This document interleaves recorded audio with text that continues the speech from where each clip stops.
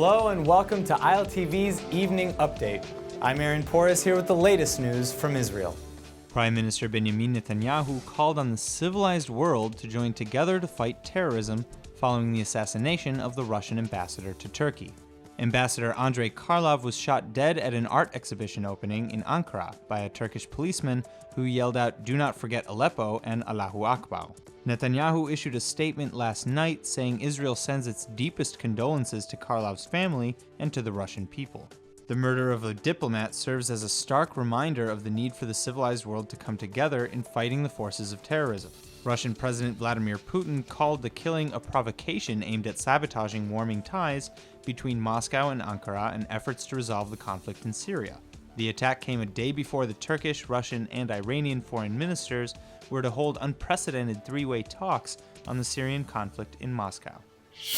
The Palestinian National Authority and the UN is calling on the international community to donate $547 million to meet the humanitarian needs in the Palestinian territories next year. The appeal was made at a joint news conference in Bethlehem yesterday, attended by Palestinian Minister of Social Development Ibrahim Al-Sha'er and UN Humanitarian Coordinator in the Palestinian Territories, Robert Piper.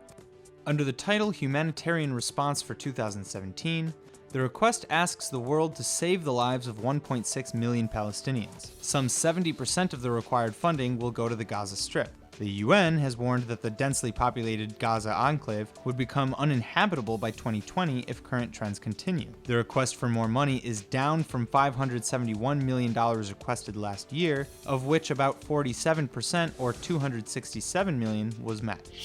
Israel's local municipalities are threatening a countrywide strike in protest of the planned cuts to the state budget. The Center for Local Government sent a letter to Prime Minister Benjamin Netanyahu and Finance Minister Moshe Kahlon saying that the reduction of 250 million shekels in state support will cause damage to local authorities. The letter said that cuts to funds will affect around 190 local councils and the basic services they provide to their population.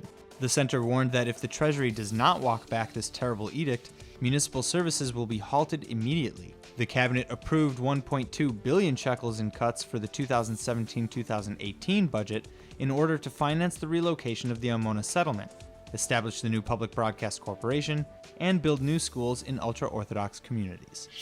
Israeli energy shares dropped sharply yesterday as investors fear that Egypt might decide not to import gas from Israel's Tamar field. An Egyptian paper reported last week that the Italian gas company Eni had won approval from Cairo to export part of the gas produced from its Zohr field in the Mediterranean to international markets. That could put the exporting of gas from Israel's Tamar field in jeopardy. Shares of Delek Drilling and Avner, two partners of Tamar, both ended down about 3% yesterday.